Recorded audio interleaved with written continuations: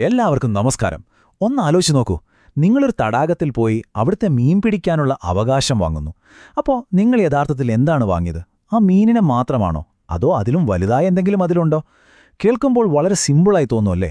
പക്ഷേ ഈയൊരു ചോദ്യത്തിനകത്ത് വലിയൊരു നിയമരഹസ്യം തന്നെ ഒളിഞ്ഞിരിപ്പുണ്ട്. അപ്പോൾ എന്താവും ഉത്തരം?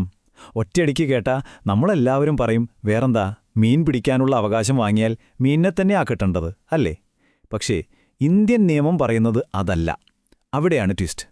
ആ ഒരു ഉത്തരമാണ് നമ്മളെ ശരിക്കും അത്ഭുതപ്പെടുത്തുന്ന ഒരു നിയമയാത്രയിലേക്ക് കൊണ്ടുപോകാൻ പോകുന്നത്. അപ്പോൾ തർക്കം ഇതാണ്. രണ്ട് സാധ്യതകളാണ് മുന്നിലുള്ളത്. ഒന്ന്, നിങ്ങൾ വാങ്ങുന്നത് ചന്തയിൽ നിന്ന് 1 കിലോ മീൻ വാങ്ങുന്നത് പോലുള്ള ഒന്നാണോ? അതായത് എങ്ങോട്ട് വേണമെങ്കിലും കൊണ്ടുപോകാൻ പറ്റുന്ന ഒരു സാധനം.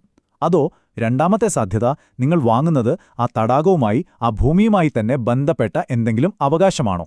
ഈ രണ്ട് ചോദ്യങ്ങളിൽ ഏതാണ് ശരി എന്നതിനെ ആശ്രയിച്ചിരിക്കും ബാക്കിയെല്ലാം. ഇതൊരു മത്സ്യനിയമ പ്രശ്നം തന്നെയാണ്. ഉടമസ്ഥാവകാശത്തിന്റെ ഉള്ളറകളിലേക്ക് നമ്മൾ കടക്കുകയാണ്. ഇത് വെറുതെ എന്തെങ്കിലും തമാശ ചോദ്യമാണെന്ന് വിചാരിക്കരുത്. ഈ ഒരു സംശയത്തിന് വളരെ സീരിയസ് ആയിട്ടുള്ള നിയമപരമായിട്ടുള്ള പ്രത്യാഘാതങ്ങളുണ്ട്. അതെന്തൊക്കെയാണെന്ന് നമുക്ക് വഴിയേ കാണാം.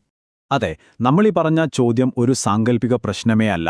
ഇത് ഇന്ത്യയുടെ പരമോന്നത കോടതി, അതായത് സുപ്രീം കോടതി വരെ എത്തിയ ഒരു യഥാർത്ഥ നിയമയുദ്ധത്തിന്റെ അടിസ്ഥാനമായിരുന്നു. ആലോചിച്ചു നോക്കൂ, ഇത്രയും സിമ്പിളായൊരു ചോദ്യം സുപ്രീം കോടതി വരെ എത്തി. അപ്പം നമുക്ക് ആ കേസിന്റെ വിശദാംശങ്ങളിലേക്ക് കടക്കാം. കേസിന്റെ പേര് Anand Behari versus state of Orissa എന്നാണ്. ഈ കേസിന്റെ കഥ കേൾക്കുമ്പോൾ നമുക്ക് ആ നിയമതത്വം വളരെ വ്യക്തമായി മനസ്സിലാകും. കേസിന്റെ ചുരുക്കം വളരെ ലളിതമാണ്. ഒരാള്, നമുക്ക് അയാളെ എക്സ് എന്ന് വിളിക്കാം, ഒരു തടാകത്തിലെ മുഴുവൻ മീനിനെയും പിടിക്കാനുള്ള അവകാശം വൈ എന്ന മറ്റൊരാൾക്ക് വിറ്റു. അതിന് വലിയൊരു തുകയും വാങ്ങി. തർക്കം തുടങ്ങിയത് അവിടെയാണ്. കൊടുത്ത പണത്തിന് പകരമായി വൈക്ക് യഥാർത്ഥത്തിൽ എന്താണ് കിട്ടിയത്? ഇതായിരുന്നു കോടതിയുടെ മുന്നിലുണ്ടായിരുന്ന ഏറ്റവും പ്രധാനപ്പെട്ട ചോദ്യം.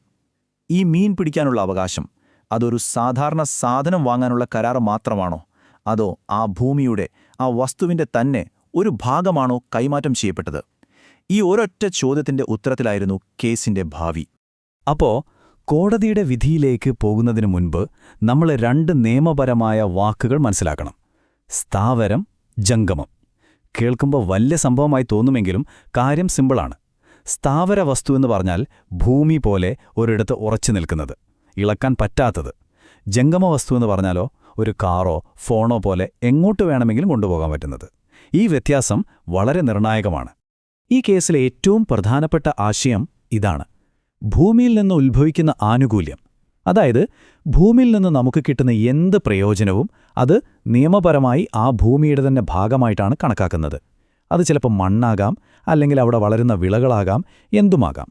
ആ ഭൂമിയുമായി അഭേദ്യമായി ബന്ധപ്പെട്ട ഒന്ന്. ഇനി കോടതിയുടെ ലോജിക്ക് എങ്ങനെയായിരുന്നു എന്ന് നോക്കാം. വളരെ ലളിതമായിരുന്നു അത്. ഒന്നാമത്തെ കാര്യം, മീനുകൾ എവിടെയാണുള്ളത്? തടാകത്തിൽ. രണ്ടാമത്തെ കാര്യം, ഈ തടാകവും അതിന്റെ അടിത്തട്ടുമെല്ലാം എന്തിന്റെ ഭാഗമാണ്? ഭൂമിയുടെ. അപ്പോ മൂന്നാമത്തെ കാര്യം എന്തായിരിക്കും? മീൻ പിടിക്കാനുള്ള അവകാശം എവിടെ നിന്നാ വരുന്നത്? സ്വാഭാവികമായും ആ ഭൂമിയിൽ നിന്ന് തന്നെ. കണ്ടില്ലേ എന്ത് സിമ്പിൾ ലോജിക്കാണെന്ന്? അപ്പോൾ ഈ വാദങ്ങളെല്ലാം കേട്ടുകഴിഞ്ഞിട്ട് സുപ്രീം കോടതി എന്ത് തീരുമാനിച്ചു എന്നറിയണ്ടേ? ആ പ്രഹേളികയുടെ ഉത്തരം എന്തായിരുന്നു? നമുക്ക് നോക്കാം. ഇതാണ് ഈ കഥയുടെ ക്ലൈമാക്സ്. ശരി, വിധി പറയുന്നതിന് മുൻപ് നിങ്ങൾ തന്നെ ഒന്ന് ആലോചിച്ചു നോക്കൂ. ഇത്രയും കാര്യങ്ങൾ നമ്മൾ ചർച്ച ചെയ്തല്ലോ.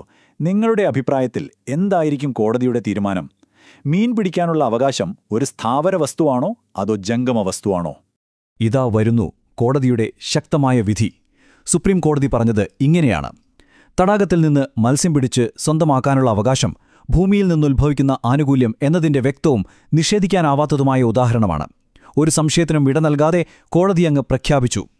അപ്പോ അന്തിമവിധി ഇതാണ്: ഈ മീൻ പിടിക്കാനുള്ള അവകാശം ഒരു സ്ഥാവര സ്വത്താണ്. അതായത് ഒരു ഇമ്മൂവബിൾ പ്രോപ്പർട്ടി, ഭൂമിയുമായി ബന്ധപ്പെട്ട ഒരിടത്തു നിന്നും മാറ്റാൻ പറ്റാത്തൊരു സ്വത്ത്. ശരി, ഇതിനെ സ്ഥാവര വസ്തു എന്ന് വിളിച്ചു. കൊള്ളാം. പക്ഷെ അതുകൊണ്ട് യഥാർത്ഥത്തിൽ എന്തു മാറ്റമാണ് ഉണ്ടാകുന്നത്? എന്തിനാണ് ഈ വിധി ഇത്രയധികം പ്രാധാന്യമർഹിക്കുന്നത്? ആ ഓളങ്ങളുടെ പ്രഭാവം എന്താണെന്ന് നമുക്ക് നോക്കാം. ഇതാണ് ഏറ്റവും പ്രധാനപ്പെട്ട കാര്യം. ഒരു വസ്തു സ്ഥാവര സ്വത്താണെങ്കിൽ അതിന്റെ കച്ചവടം നിയമപരമായി ശരിയാവണമെങ്കിൽ ഒരു രജിസ്റ്റർ ചെയ്ത രേഖ നിർബന്ധമാണ്. വെറുതെ വാക്ക് പറഞ്ഞാലോ ഒരു വെള്ള പേപ്പറിൽ എഴുതിയാലോ പോരാ. ശരിയായ രീതിയിൽ രജിസ്റ്റർ ചെയ്ത ഒരു ആധാരം തന്നെ വേണം. ഇല്ലെങ്കിൽ ആ ഇടപാടിന് നിയമസാധുതയേ ഉണ്ടാവില്ല. ഇനി ആ വ്യത്യാസം എത്ര വലുതാണോ എന്ന് നോക്കൂ. നിങ്ങളുടെ കയ്യിൽ രജിസ്റ്റർ ചെയ്ത രേഖയുണ്ടെങ്കിൽ നിങ്ങൾക്ക് നിയമപരമായി സാധുതയുള്ള നടപ്പിലാക്കാൻ പറ്റുന്ന ഒരു ഉടമസ്ഥാവകാശം കിട്ടും. അതേസമയം ആ രേഖയില്ലെങ്കിലോ ആ കൈമാറ്റം നിയമത്തിന്റെ കണ്ണിൽ അസാധുവാണ്. അത് വെറുമൊരു വ്യക്തിഗത ലൈസൻസ് മാത്രമായി ചുരുങ്ങും. അതായത് നിയമപരമായി വളരെ ദുർബലമായ ഒന്ന്.